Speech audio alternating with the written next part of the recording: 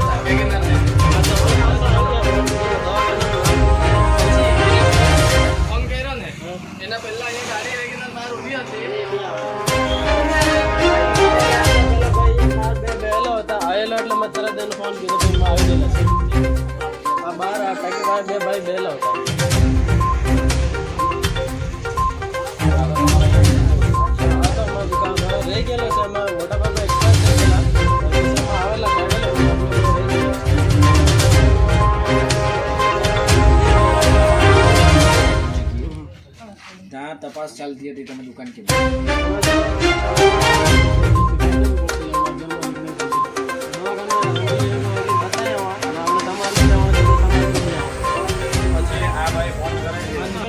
पहले बंद હતો ફોન પहले બંધ હતો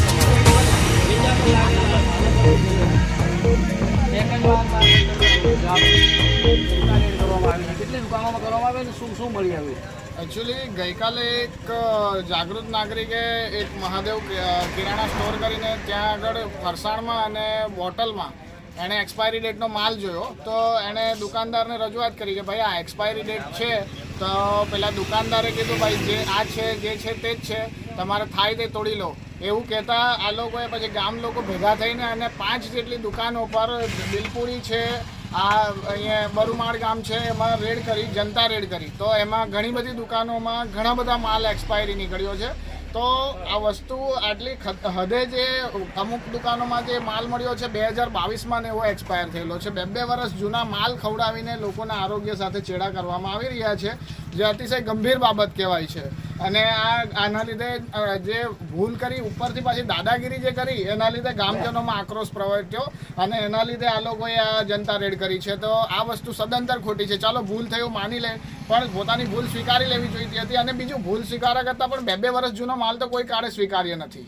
આદિવાસી વિસ્તારની અંદર ભણેલા ગણેલા ઓછા હોય છે, જેના કારણે આવા પ્રકારનું થાય છે, પરંતુ એમના સ્વાસ્થ્ય સાથે ચેડા કહેવાય શું? આ જ વસ્તુ છે કે આવો બગડેલો માલ અત્યારે પેલું એક કોલ્ડ ડ્રિંક છે તેમાં તો રીતસરના બધા પાર્ટિકલ્સ બની ગયેલા છે. આવું કોલ્ડ ડ્રિંક્સ પીવાથી ગરીબ પ્રજા જે ભણેલી ગણેલી નથી, આ તમે જોઈ શકો છો, આ તમે અંદર આ વસ્તુ જોઈ શકો છો કે ભણેલી ગણેલી પ્રજા નહીં હોય, વડીલ હોય, વયોવૃદ્ધ હોય, તે લોકોના તો સ્વાભાવિક સ્વાસ્થ્ય સાથે ચેડા થવાના જ છે. આના લીધે આ વસ્તુ કોઈ પણ કારણે સ્વીકાર્ય નથી. અને આ જે અહીં ઉભેલા તમામ લોકોમાં આક્રોશ છે અને એક જ માંગ છે કે આ બધી દુકાનોમાં વ્યવસ્થિત ચેકિંગ કરવામાં આવે અને જેટલા પણ આ જનતાએ જાતે જે ચેકિંગ કરીને કાઢેલો છે એક્સપાયરી માલ, તેના બદલ કાર્યવાહી કરવામાં આવે. અને આ કોઈ પણ કારણે સ્વીકાર્ય નથી આ વસ્તુ. ઓકે.